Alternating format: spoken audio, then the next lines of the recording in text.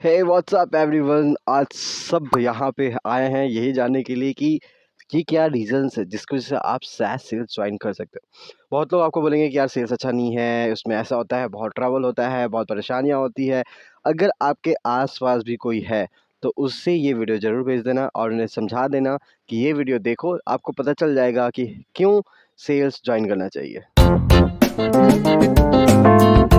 Guys वैसे तो ढेरों रीज़न है सेल्स ज्वाइन करने के लिए, पर मैं आज आपको 5 मेरे फेवरेट रीज़न्स बताऊँगा जो मुझे लगता है कि सेल्स में सभी लोग जो है उनको ये फ़ील होता है या ये सारी रीज़न्स है जो वो सेल्स में उन्हीं वजह से है।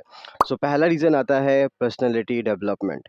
अगर मैं आपको अपने पहले के पिक्चर्स दिखाऊँ और अभी जैसा मैं हूँ आपको दिखाऊँ, तो आप यकीन नहीं करोगे कि मैं ही वो पर्सन था, मैं ही वो इंसान था जो इस तरीके से दिखता था या ऐसे वो बात करता था, इस तरीके से दिखता था। तो ये सारी चीज़ें डेवलप हो जाती है। क्योंकि सेल्स में आप मार्केट में जाते हो, लोगों से मिलते हो, देखते हो कि क्या चल रहा होता है, किस तरीके के लोग काम कर रहे हैं, किस तरीके से सोच रहे हैं और एक बहुत बड़ा स्विच आता है आपके थिंकिंग में, एक बहुत बड़ा स्विच आता है आपके पूरी दुनिया को देखने के नज़रिया में। तो आपकी पर्सनैलिटी डेवलपमेंट हो जाती है क्योंकि आप जा रहे हो बार-बार मार्केट में, तो आपको खुद से भी रियलाइज़ होता है, फ़ील होता है कि आप जो कैरी कर रहे हो अपने आप को, वो एक अच्छे तरीके से कैरी करो। आप कॉन्फिडेंट और अच्छे तरीके से हो जाते हो, जिसके वजह से सेल्स बहुत ज़्यादा इम्पोर्टेंट बन जाता है आपके करियर में, आपके लाइफ में। सेकंड आता है इफ़ेक्टिव कम्युनिकेटर। अब कम्युनिकेशन सिर्फ़ आपकी बातों से नहीं होता है, आप जिस तरीके से बोल रहे हो वो नहीं होता है, बल्कि आपका बॉडी ने लैंग्वेज, आपके देखने का तरीका, आपके हाथ मूव करने का तरीका, ये सारी चीज़ें कम्युनिकेशन में आती है।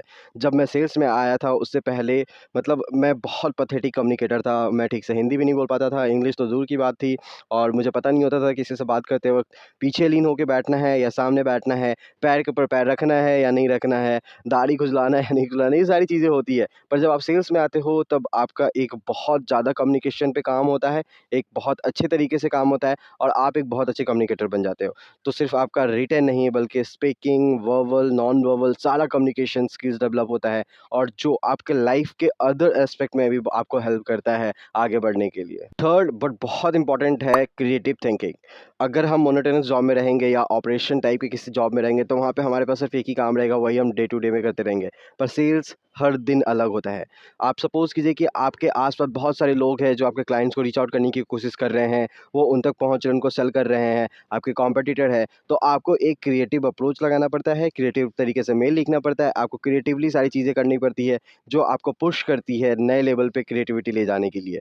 सो क्रिएटिव थिंकिंग आपको बहुत ज़्यादा यूज़ आता है सैस सेल्स में या सेल्स में और ये आपके अलग तरीके से भी काम आता है, आपके अलग लाइफ़ में भी काम आता है। तो अगर आप किसी से मिल रहे हो, किसी को आप गाइड कर रहे हो, कोई चीज़, कोई प्रॉब्लम आ गई आपके लाइफ़ में तो उसको भी सॉल्व करने में ये आपकी मदद करता है। आपने एक चीज़ तो बहुत बार सुना होगा कि नेटवर्किंग करो, नेटवर्क्स बनाओ, नेटवर्किंग करो, तो सेल्स में ये सबसे ज़्यादा हो पाता है। मैं बहुत सारे सीएक्सओ, सीईओ से मिला हुआ हूँ जो बहुत ज़्यादा वर्थ रखते हैं, जो बहुत बड़ी-बड़ी कंपनीज़ को रन कर रहे होते हैं, बहुत सारी कंपनीज़ को उन्होंने बनाया है। ऐसे लोगों से मिलना, बात करना, उनसे चीज़ें समझना और अगर ज़रूरत पड़े तो उनसे मदद भी माँगना, ये बहुत बड़ा एक पॉइंट है सेल्स में।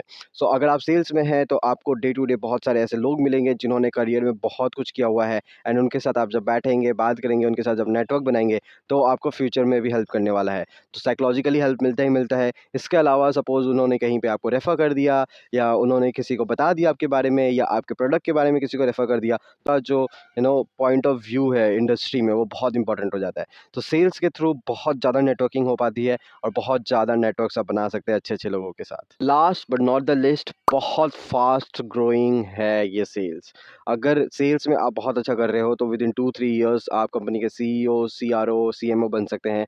इसमें कोई भी एक्सपीरियंस मैटर नहीं करता, मतलब कहीं तक करता है बट ज़्यादा अगर नंबर अचीव कर रहे हो तो आप बहुत जल्दी और बहुत फ़ास्ट ग्रो कर सकते हो। तो सेल्स में आपने सुना भी होगा कि सेल्स में लोग बहुत ज़्यादा पैसे बनाते हैं और वो इसलिए बना पाते हैं क्योंकि यहाँ पे कोई रिस्ट्रिक्शन नहीं है कि आप जब तक 40 के नहीं होते तब तक आप इस पोज़ीशन पे नहीं आ सकते, आप जब तक 50 के नहीं होते आप इस तरह के क्लाइंट से बात नहीं कर सकते, ऐसा नहीं है। यहाँ पे बल्कि अगर आप फ्रेशर हैं एंड फिर भी आपके पास बहुत अच्छे नंबर है, आपको सेल्स बहुत अच्छे से आती है, तो बहुत ज़्यादा ही सैलरी ले सकते हो। इतनी सैलरी भी डिमांड कर सकते हो जो बहुत अच्छे-अच्छे लोगों को आफ्टर 30 और 40 इयर्स के एक्सपीरियंस के बाद भी नहीं मिलता है। तो बहुत फ़ास्ट ग्रोइंग सेल्स होता है और इसमें अगर आपने क्रैक कर लिया तो फिर sky is the limit. Alright guys, thank you. ये थे मेरे 5 टिप्स कि क्यों आपको सेल्स में आना चाहिए और क्या मदद मिलती है सेल्स में आने के बाद, आपके करियर में क्या चेंजेस आते हैं, क्यों इंपॉर्टेंट है सेल्स में रहना। इसके अलावा अगर आपके पास कोई भी सवाल है तो आपको पता है मेरे लिंक्डइन पे आना है आपको और डीएम करना है। नीचे कैलेंडर का लिंक भी है, उसको भी आप बुक कर सकते हैं। और हाँ, वीडियो को लाइक करना मत भूलना और दोस्तों के साथ शेयर करना मत भूलना। Take care, bye bye, see you in the next video.